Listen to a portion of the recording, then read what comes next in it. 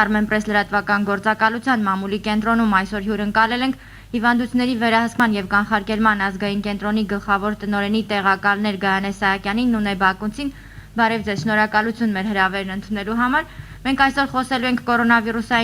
Հայաստանում կորոնավիրուսային իրավիճակից, կանդրադառնանք կարանտինի ժամկետների երկարաձգմանը եւ նախատեսվող փոփոխություններին։ Խնդրեմ Տիկին Սահակյան, երևի դուք սկսեք, կներկայացնեք Հայաստանում կորոնավիրուսային իրավիճակն ինչպիսին է, ամանորին օրերին նկատում ենք, որ բավական նվազել են նոր դեպքերը եւ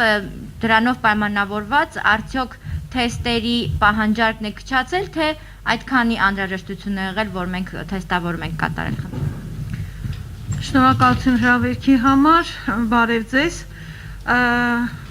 Եթե նկատի ունենանք ամբողջ աշխարհում իրավիճակը, պետք է ասեմ, որ դեռ կորոնավիրուսային հիվանդության առումով համաճարակային իրավիճակը մնում է ամբողջ աշխարհում լարված։ Ամանորյա տոներին շատ լավ գիտեք, որ շատ երկրներում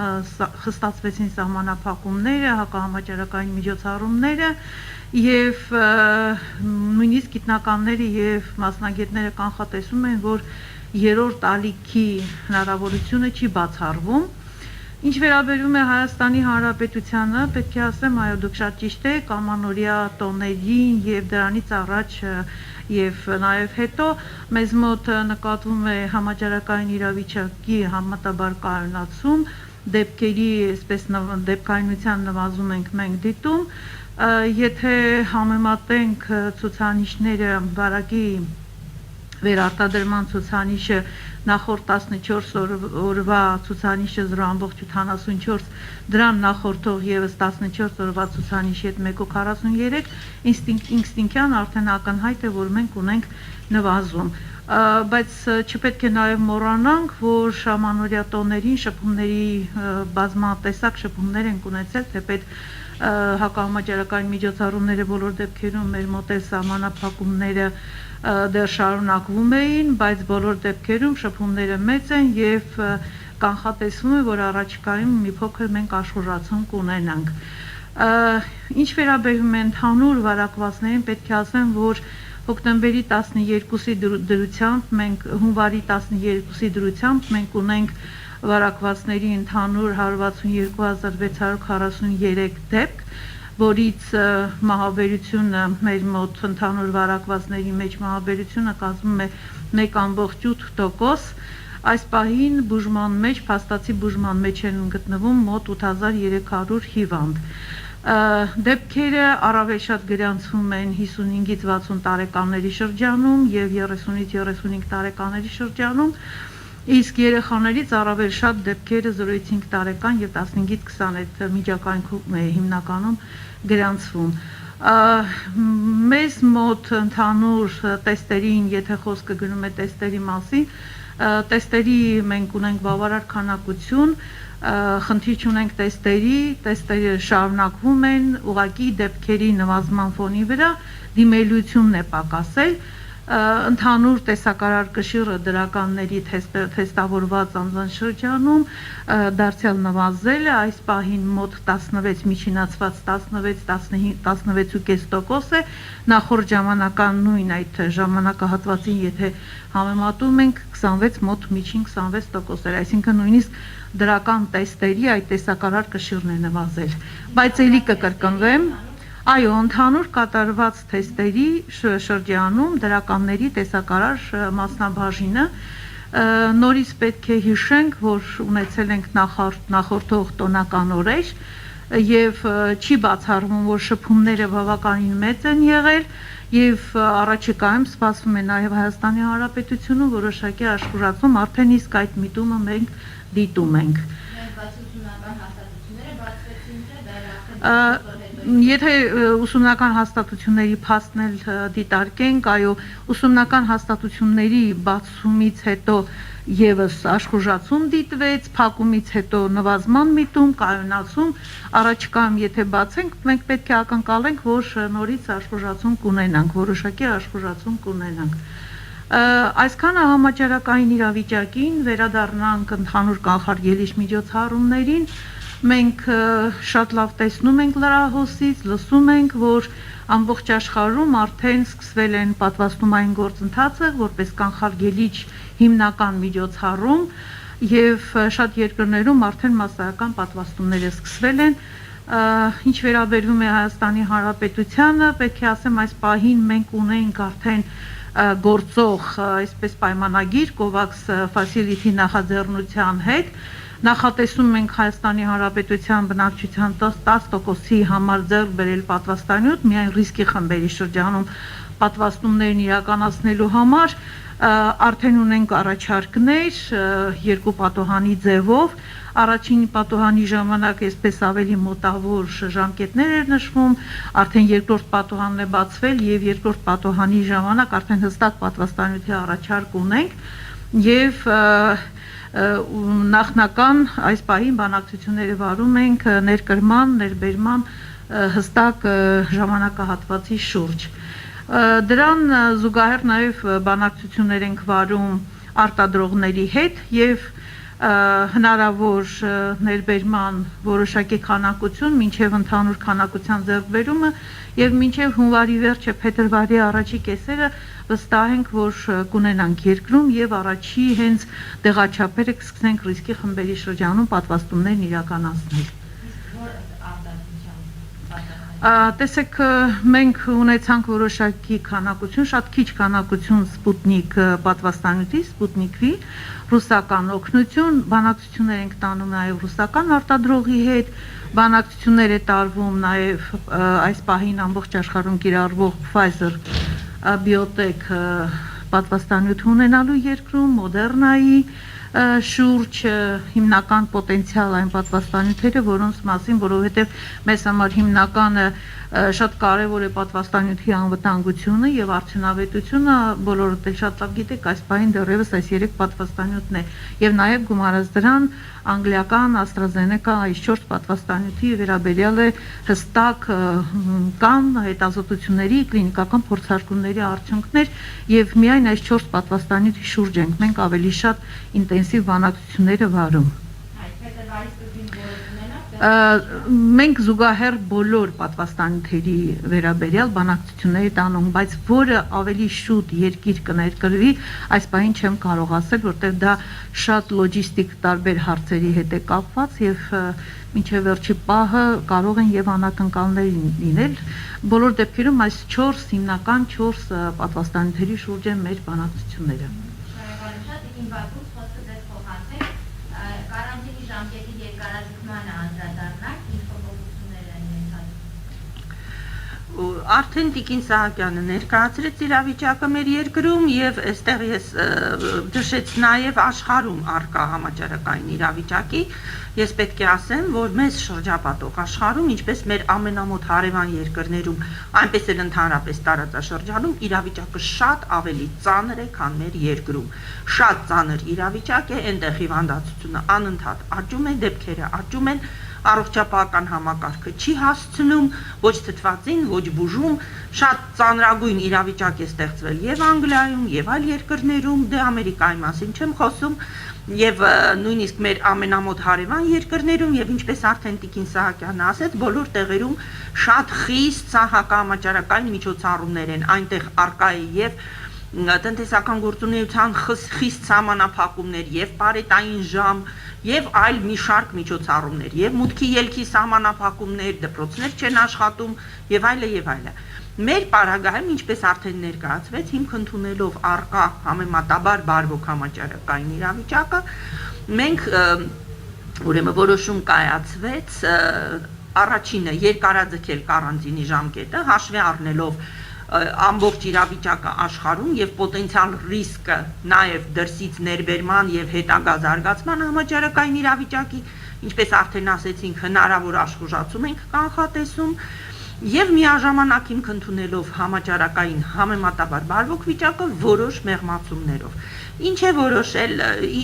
ինչ փոփոխություններ է արել կառավարությունը։ Նախ երկարաձգվել է կարանտինի ժամկետը 6 ամսով մինչև հուլիսի 11-ը, սա առաջի փոփոխությունը։ Երկրորդ փոփոխությունը վերաբերվում է մուտքի ռեժիմին։ Պետք է նշեմ, որ թերևս ըստ պրեսայի, եւ ըստ արձագանքների ես տեսա, որ ոչ բոլորն են իրազեկված, որ դեռևս նոյեմբերի 1-ից կառավարության նույն ու կարանտինի որոշման փոփոխություններով արդեն իսկ օդային ճանապարհով սահմանը հատելու համար փոխվել էր ռեժիմը եւ մտցվել էր միայն մեկ պահանջ, դա 72 ժամ վաղեմությամբ PCR տեստի արկայությունն է բացասական պատասխանով,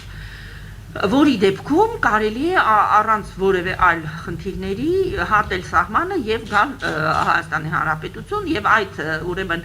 պահանջը վերաբերվում է բոլորին, ոչ միայն Հայաստանի Հանրապետության քաղաքացիներին, այլ բոլորին, բոլոր օտարերկրացիներին։ Հիմա այս որոշմամբ, որը 3 ընդունվեց,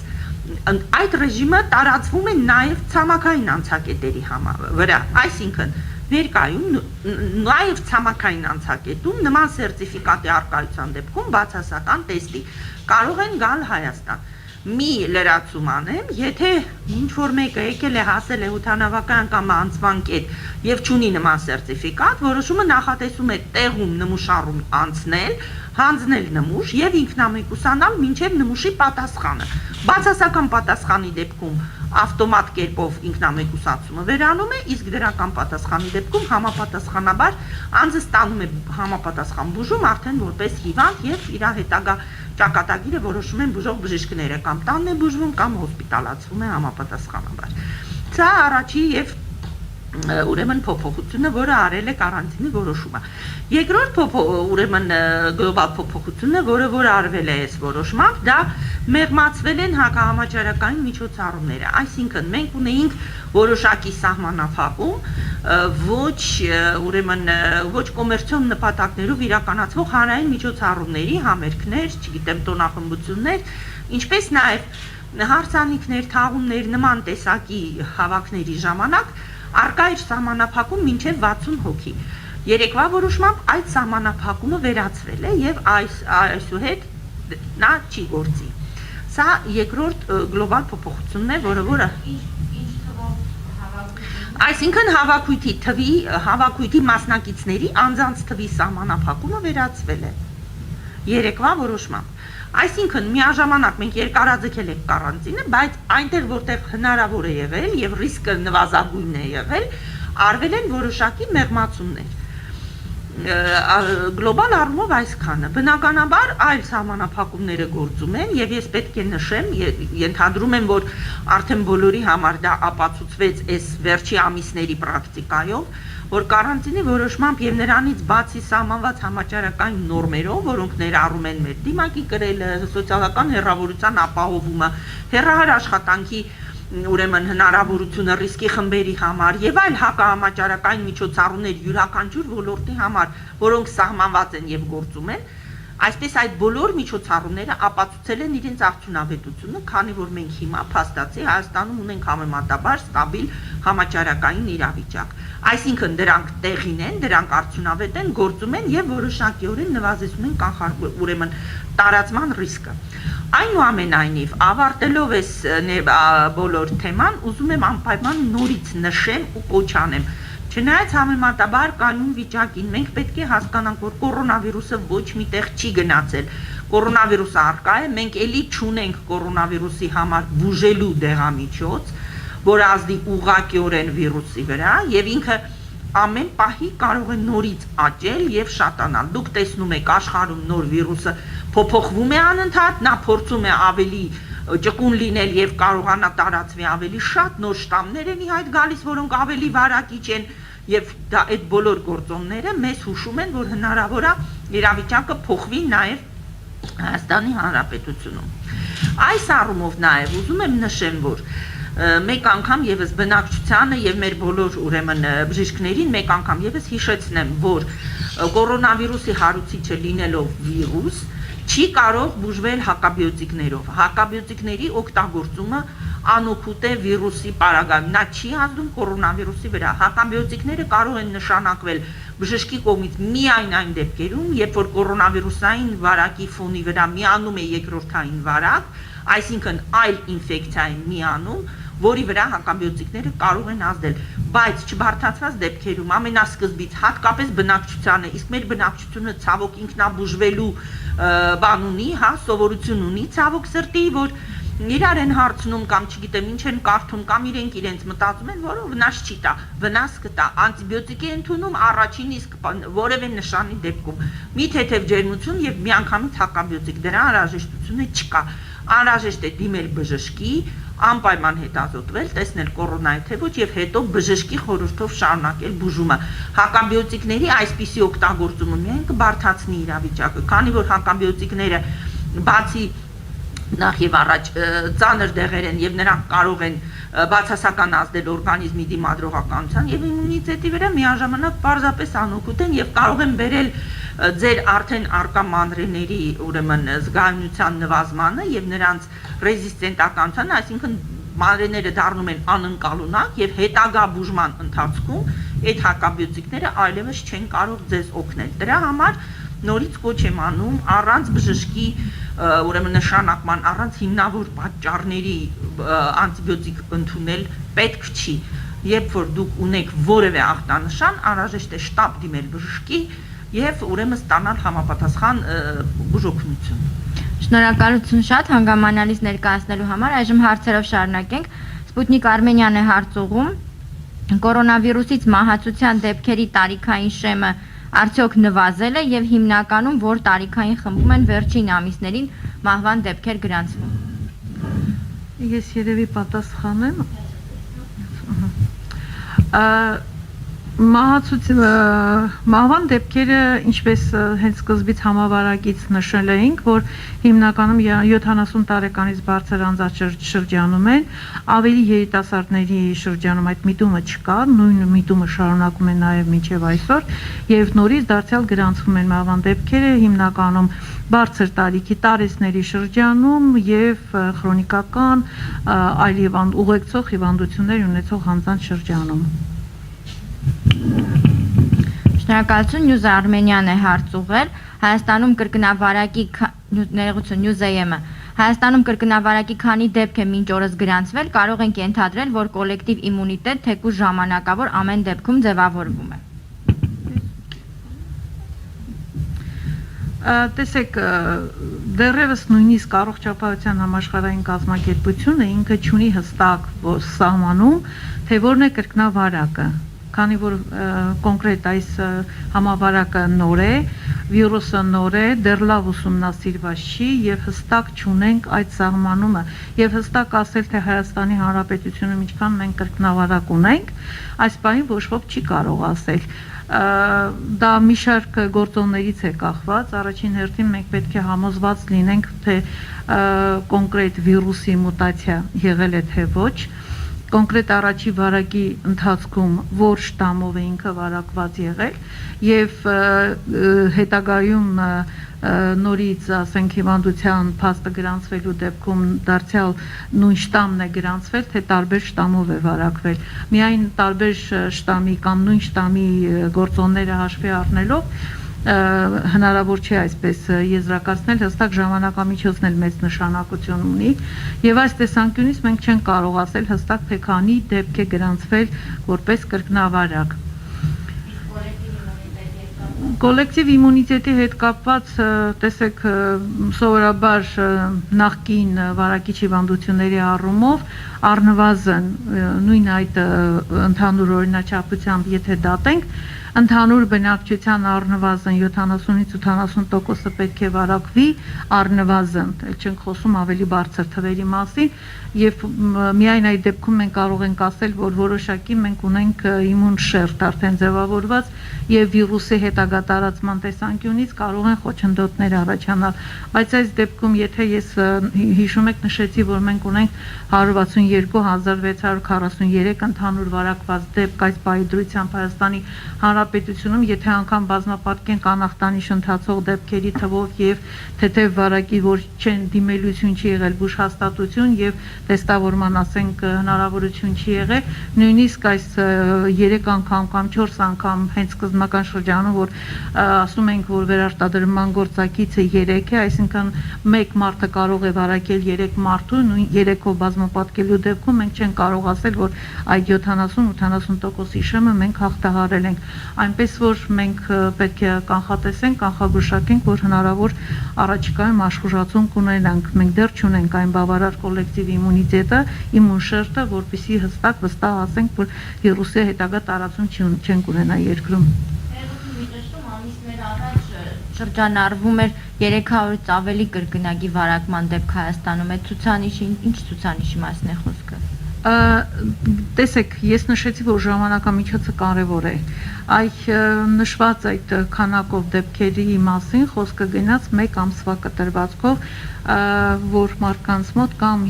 հիվանդությունը հետագայում ընթացք է ունեցել, կամ լավ բուժված չի եղել, կամ այսինքն նախ գրանցման ամսաթիվը եւ հետագա երկրորդ անգամ նորից կլինիկա դիմելու, բուժհաստատություն դիմելու փաստը 1 ամիս է վերցված եղել։ Մենք չենք կարող ասել դա նոր շտամով վարակված դեպք է, նույն շտամով երկրորդ անգամ վարակված դեպք, թե ընդհանուր առմամբ վատ բուժման հետևանք։ Սրա մասին է խոսքը գնացել։ Կոնկրետ կրկնավարակը դա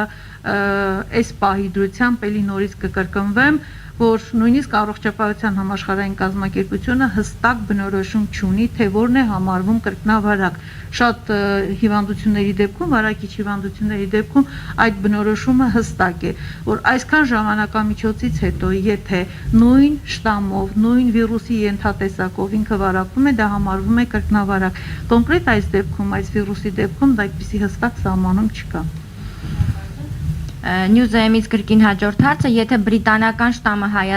Հայաստան գա, դա կարող է նոր խնդիրներ առաջացնել եւ համավարակի 3-րդ ալիքի պատճառ դառնալ։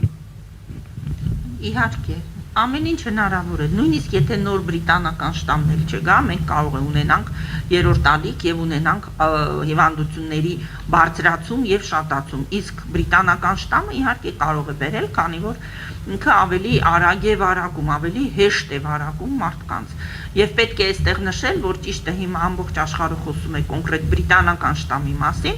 բայց վիրուսը արդեն մի շարք այլ շտամներ եւս ունի եւ կարող է ունենալ էլի լիքը շտամներ, որովհետեւ այդ փոփոխականությունը հեշտ արագ փոփոխվելը բնորոշ է ընդհանրապես վիրուսներին եւ հատկապես այս նոր կորոնավիրուսը լինելով նոր վիրուս, դեռևս ինքը շրջակա արտաքին միջավայրում դեռ տեղավորվում է եւ անընդհատ փոփոխվում է, որպեսզի գտնի իր համար օպտիմալ տարբերակը, եւ լինելու եւ իր ուրեմն այն օրգանիզմները, որտեղ ինքը աճում է, դրանք շատ չվնասելու, որովհետև առանց ընկալ օրգանիզմի ինքն էլ չի կարողանա աճի։ Ուստի այս process-ով պայմանավորված, բացի բրիտանական շտամից կարող են ուրիշ շտամներ էլ լինել եւ միգուցե դեռ արդեն կան, բայց դեռ հետազոտված կամ ֆիքսված կամ ուրեմն պարզված չեն, այնուամենայնիվ այո, իհարկե, եւ բրիտանական շտամի եւ ցանկացած դեպքի ներբերումը դրսից Հայաստան նորից կարող է բերել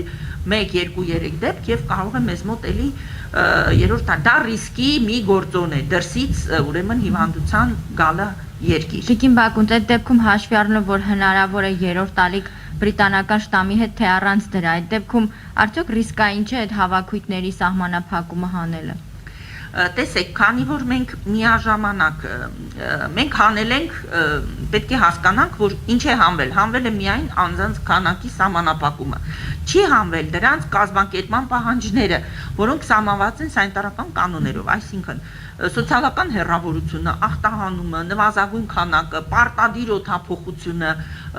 արհեստական, ոչ արհեստական, բնական, որպեսզի անդադար օդը փոխվի եւ վիրուսի կոնցենտրացիան չշատանա, այդ ախտահանումը անընդհատ ձեռքերի լվանալը, այդ մյուս բոլոր պահանջները մնացել են եւ պետք է գործեն, որովհետեւ դրանք են ռիսկի նվազեցման եւ ուրեմն վարակի կանխարգելման հիմնական ուրեմն բաները, հա,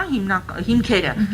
Միաժամանակ պիտի ասեմ, որ մուտքի վրա էլ արդեն ինչպես ասեցի, մենք պարտադիր պահանջում ենք բացասական հետազոտություն, այսինքն մենք վարակված անձ փորձում ենք այնպես անել, որպեսզի վարակված անձ Հայաստան չմտնի։ Այսպիսով փորձում ենք նվազեցնել նաև այդ ներբերման ռիսկը, մարդը պիտի գա կամ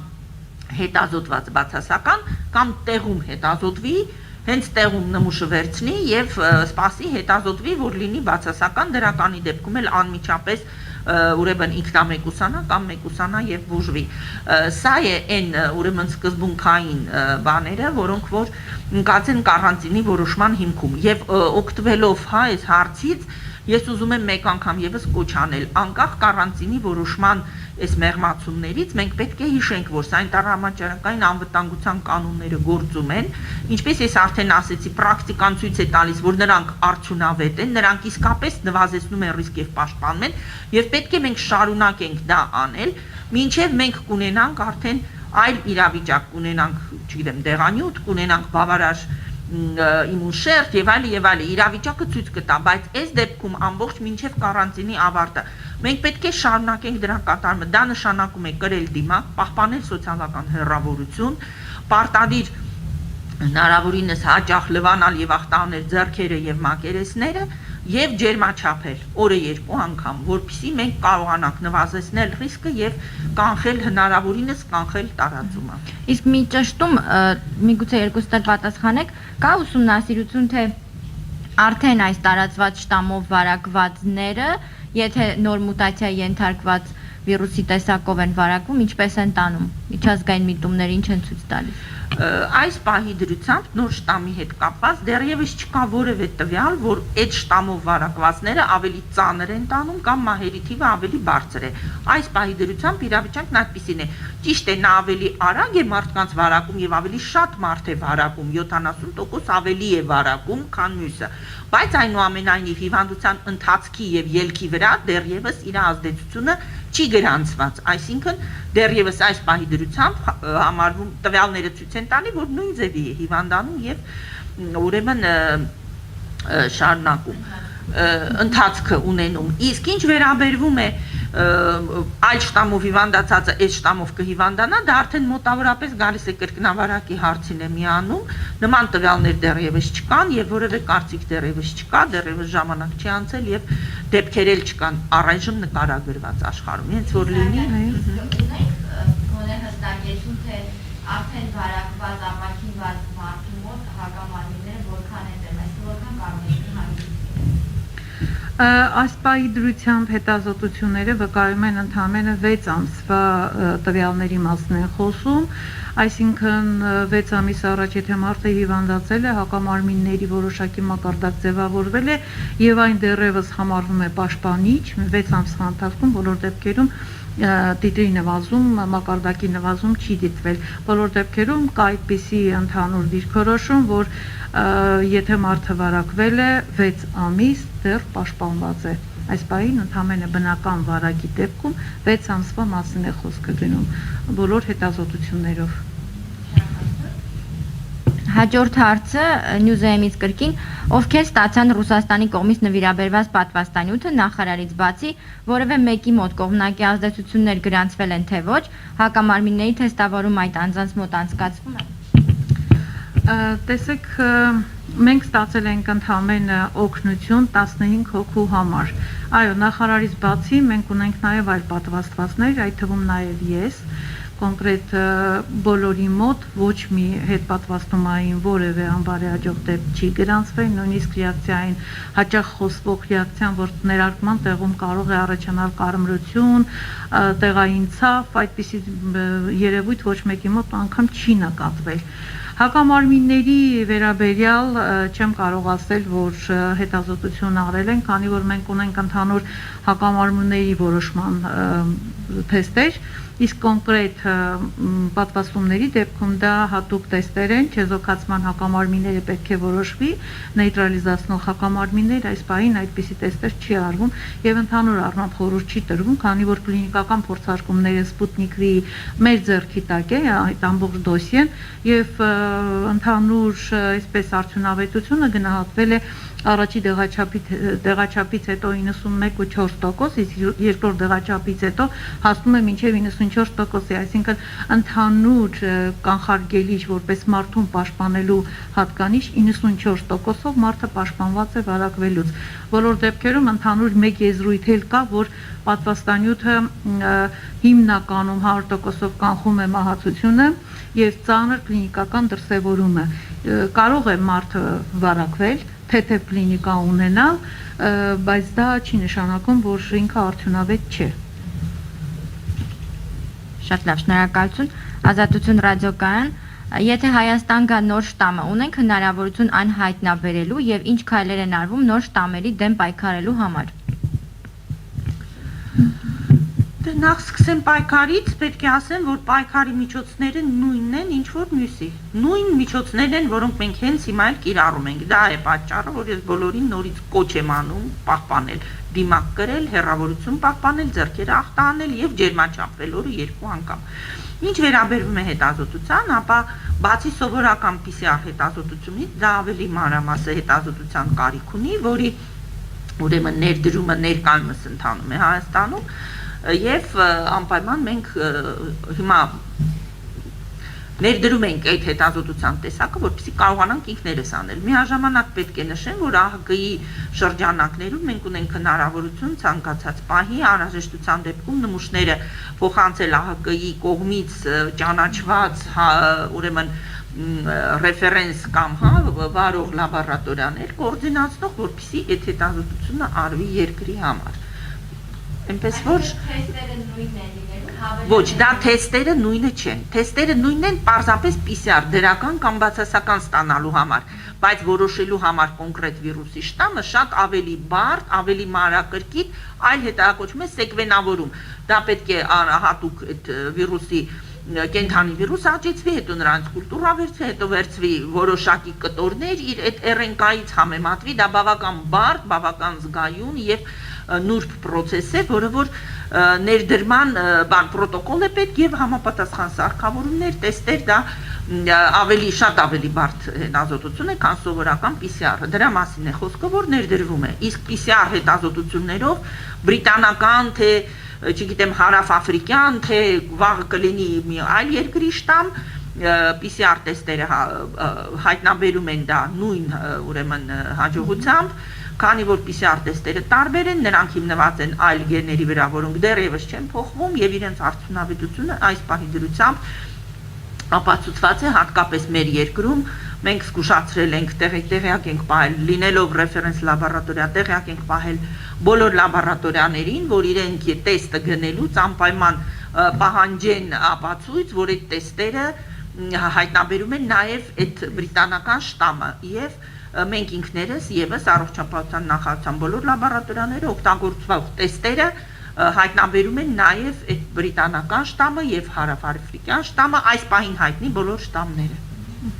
Եվ մի հարց էր, պատերազմի ընթացքում դա նկատվեց, երևի դրանից հետո էլ այսպես իներցիայով շարունակվեց, կարծես հասարակության շրջանում հակահամաճարակային կանոններին հետևելու այդ գործընթացը մի քիչ թուլացավ։ Թեպետ հիմա մենք ունենք ավելի լավ արդյունքներ նոր դեպքերի արձանագրման առումով։ Մենք արդյոք շարունակելու ենք առավել ակտիվ լինել, հաշվառելով, որ չի բացառվում երրորդ ալիքը։ Ինչպես